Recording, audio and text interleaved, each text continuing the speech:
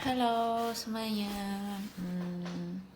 Aku mau berbagi cerita tentang diriku sendiri dan aku membuat video ini agar aku mengingat apa yang ku alami di sini, dan ini juga video nanti bisa aku lihatkan untuk anakku nanti. Cie. Ya, aku di Taiwan sudah 6 tahun, beranjak mau ke 7. Bagaimana dulu aku itu melewati hal-hal, ya ibaratnya pahitnya di Taiwan. Dulu aku pertama kesini, aku bekerja di Changhua, di pabrik, sekalian jaga ama, sekalian bersih-bersih, sekalian di sawah, di kebun. Itu ya gimana ya, itu nggak bisa langsung kerja. Majikanku itu pertama aku datang, mereka menolakku, mereka nggak mau aku.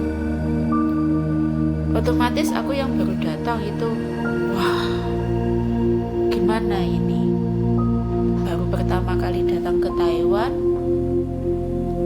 yang nggak tahu apa-apa, nggak tahu gimana kejadiannya, nggak tahu gimana ini kelanjutannya. Aku nggak bisa diterima sama majikan, dan akhirnya agenku mereka meminta dan memohon sama majikanku untuk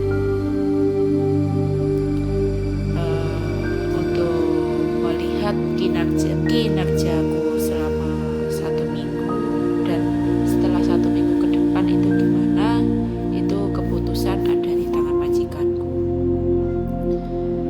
Ya, aku berusaha sekuat tenagaku mencari perhatian itu majikanku, dan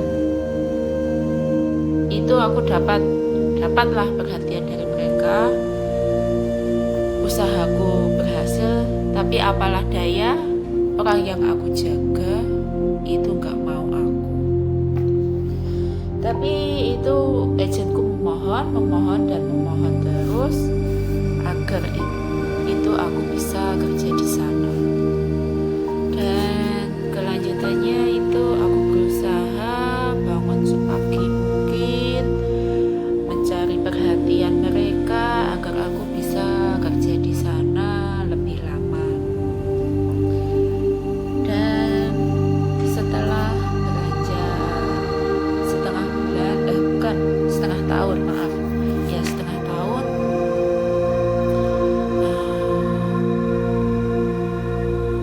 aku kerjanya terlalu capek.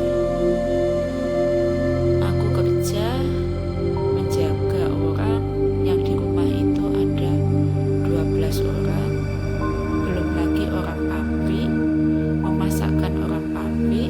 Aku juga harus kerja di pabrik, harus bersih-bersih pabrik, belum lagi itu di kebun, di lahan, dan di sawah juga. Belum lagi itu harus ngurus ama, ngurus apa itu, nenek ya. Pokoknya capek sekali aku di sana. Dan aku memohon untuk menambahkan gaji, ya syukurlah, alhamdulillah itu majikan bisa nambahin aku sedikit gaji. Dan selang beberapa bulan kemudian aku dapat kabar dari Indo bahwa nenekku dia berpulang ke rahmatullah. Aku sangat sedih. Aku dulu berpamitan memohon tunggu aku pulang. Aku ingin membahagiakan. Tapi apalah daya, kita nggak bisa berbuat apa-apa. Itu semua udah takdir. Ya, aku terima itu. Selang beberapa bulan kemudian, beranjak mau 1 tahun, nenekku, maaf,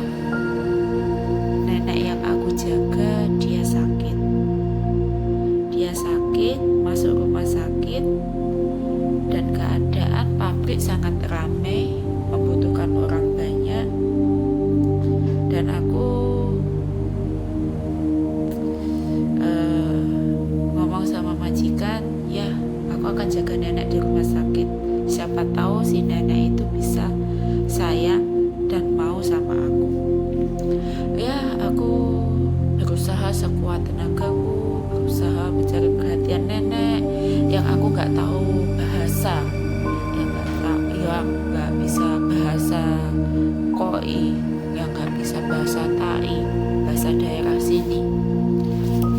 Ya terus berusaha dan akhirnya nenek luluh juga. Ya alhamdulillah, itu kabar bahagia buat aku. Setelah aku mendapat perhatian si nenek sembuh, nenek pulang, ya otomatis aku harus menjaga nenek terus. Aku gak bisa di pabrik, gak bisa ngerjain yang di sawah, di kebun, khusus itu jaga nenek. Tapi aku harus bersih pabrik, bersih rumah, juga memasakkan orang pabrik, memasakkan 12 orang yang ada di rumah. Setelah itu aku terus jaga nenek kemana, aku juga ikut kemana, nenek diajak kemana, diajak jalan-jalan, itu aku juga ikut. Pokoknya terus ngikutin si nenek. Tapi apalah buat itu percuma semua. Istrinya majikaku, dia sangat marah, gak suka sama sekali sama aku.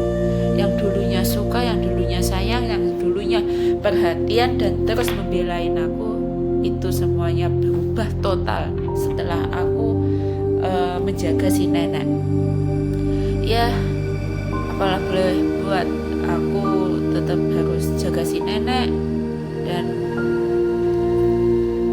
gimana ya, itu aku juga sedikit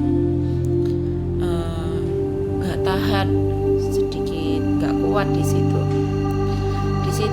aku banyak problem, orang sana juga banyak problem, tiap hari marah-marah, gak tahu marah apa, marah ini, marah itu, cecat, terus setiap hari ngomongnya keras-keras, itu gak tahu ngomong yang apa itu, ngomong marah atau ngomong biasa, itu gak tahu. Pokoknya tiap hari keras ngomongnya dan kayak orang marah, teriak-teriak.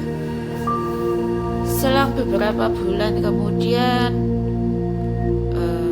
ya aku sedikit kena masalah, bukan masalah lah, itu godaan. Anaknya majikan itu sedikit jahil sama aku, dia sering godain aku dan aku udah mulai gak betah di situ. Aku ngomong sama agent, aku mau pindah, aku gak kuat di sini. Terus aku diancam sama anaknya majikan, kalau kamu ngomong sama agent kamu nanti bakal dipulangin.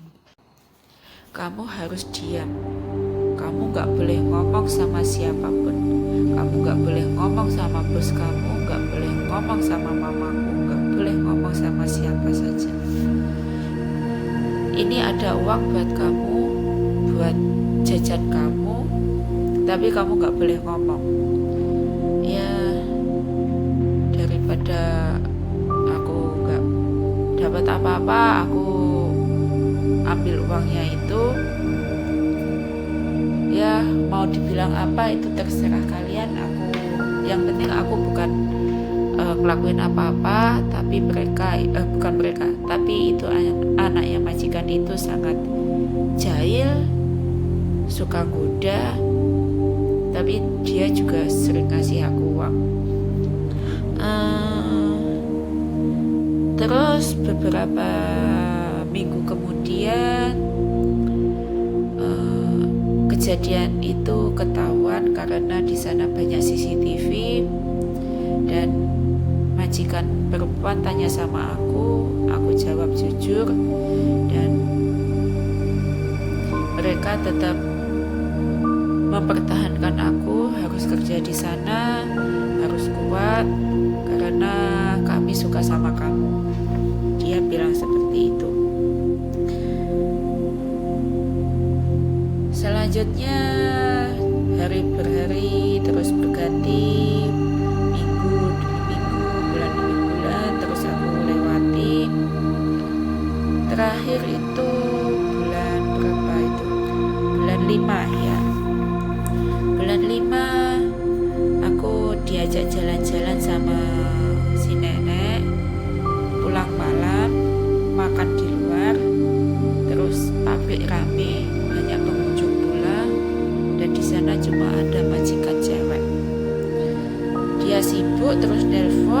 terus ngomong suruh aku pulang, tapi gimana aku mau pulang?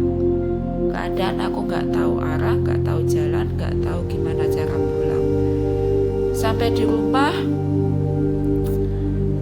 majikan cewek marah sama aku, semuanya dibanting, ngomong di rumah sangat ramai, di rumah sangat sibuk, kamu cuma jalan-jalan, cuma makan di luar, makan enak. Aku di sini kelaparan, nggak ada yang masak. Kamu itu jadi pembantu kok enak sekali. Dia marah, dia berubah. Setelah itu malamnya anaknya majikanku yang umur bukan yang nomor 1, iya, anak majikan yang nomor 1 dia keluar. Aku lihat di CCTV itu tengah malam dia keluar, nggak ada yang tahu cuma aku, karena aku lihat dari CCTV keluar. Terus selang beberapa menit kemudian menantunya majikan pulang, dan yang membukakan pintu itu bukan aku. Pintu itu langsung dikunci, nggak bisa dibuka dari luar. Dan yang anak nomor 1 yang keluar tadi itu dia nggak bisa masuk ke rumah, otomatis dia tidur di luar. Esok paginya dia marah-marah sama aku, katanya aku yang mengunci. Wah, aku nggak bisa berbuat apa-apa, yang bahasa aku nggak bisa sama sekali, yang masih 0 betul. Jadi aku nggak bisa jawab dia ngomong apa. Dia langsung banting kursi, langsung dilempar ke aku. Itu aku sangat kesel, sangat marah. Ya marah cuma di dalam hati, gak bisa aku luapkan karena aku gak bisa ngomong. Aku ngomong sama agent lagi, aku mau pindah, aku mau keluar, aku di sini gak betah. Agent gak ngerespon sama sekali. Dia ngomongnya kamu harus sabar. Cari majikan sulit, sekarang mau pindah prosesnya juga sulit. Ya apalah boleh buat, aku gak bisa berbuat apa-apa. Dan aku dapat kabar dari adikku baru 3 bulan di sini. Dia ngomong, Kak, aku sekarang keluar loh dari kerja aku ikut agensi baru gitu. Gajinya lebih oke, tapi harus hati-hati kerjanya. Terus aku berpikir, apa aku ikut adikku aja ya? Di sini aku nggak betah, agensi juga nggak respon aku. Ya aku nekat, aku ikut adikku, suruh jemput aku. Itu sore waktu buang sampah, aku ngomong nanti sore jemput aku di lokasi ini jam segini. Ongkos berapa nanti aku akan bayar.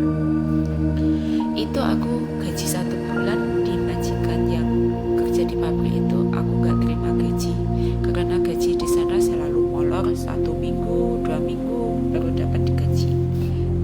Dan akhirnya aku dijemput pula sama agensinya adikku, dan aku istirahat 1 hari. Paginya aku langsung dapat kerja jaga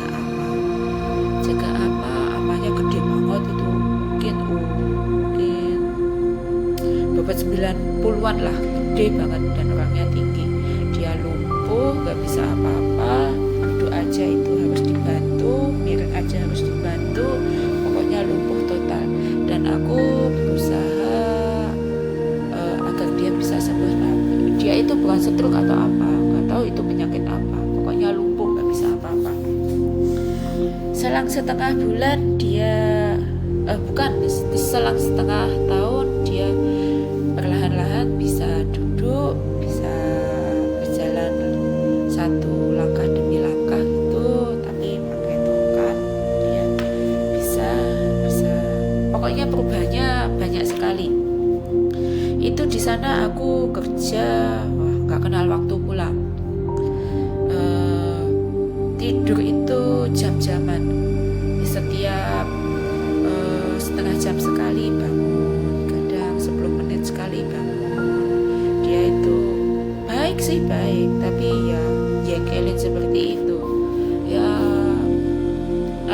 lewatin itu. Yang penting aku dapat gaji, kerjanya oke. Aku ingat tujuan aku kesini itu untuk apa.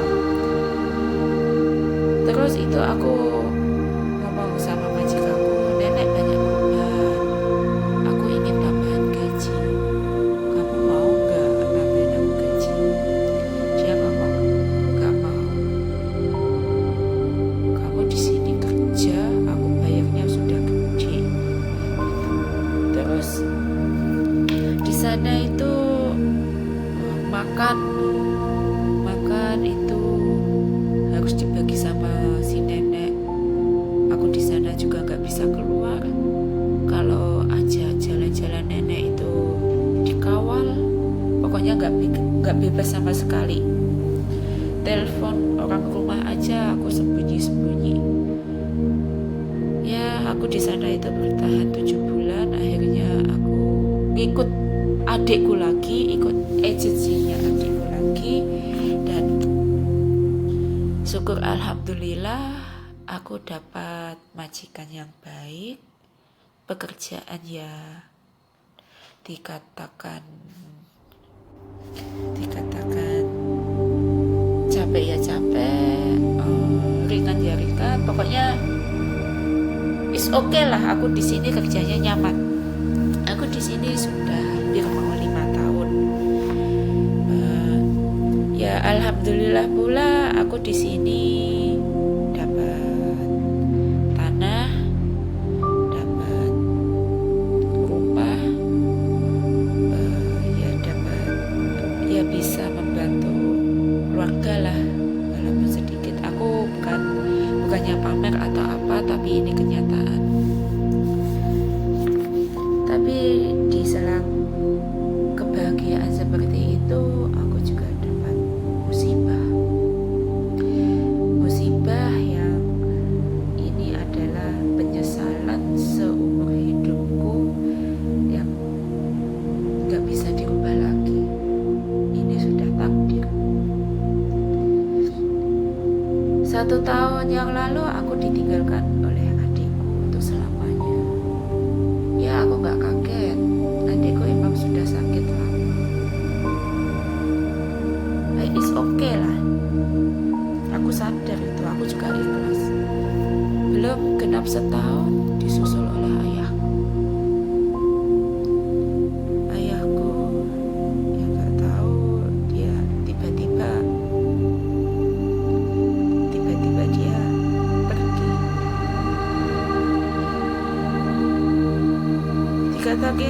Dikatakan sakit ya nggak sakit lah. Ini benar-benar mendadak yang membuat aku shock, yang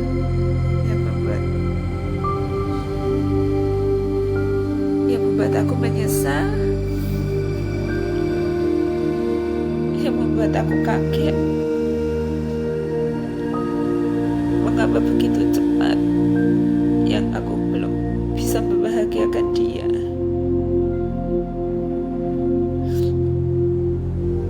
Mengapa takdir ini sangat kejam buat aku? Ketika aku mendapatkan pekerjaan yang dikatakan cukup lumayan, tapi ya ini adalah jalanku. Aku harus terima. Aku harus bangkit. Aku gak boleh seperti ini. Kita gak tahu takdir kita itu bagaimana. Tapi bukan tapi lah, aku sangat bersyukur lah. Mungkin ini adalah jalanku harus seperti ini untuk menuju kesuksesan. Gak tahu suksesku itu di jalan yang mana. Aku cuma melewati hari-hariku seperti ini. Aku menikmati prosesnya, dan aku harus membenahi apa yang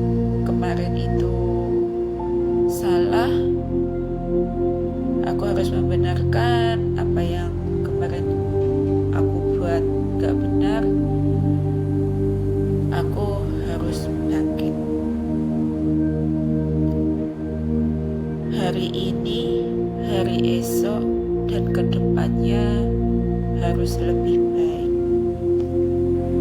Ya, sekian ceritaku. Semoga kalian yang mendengarkan tidak bosan, dan salam hebat dari BMI Taiwan.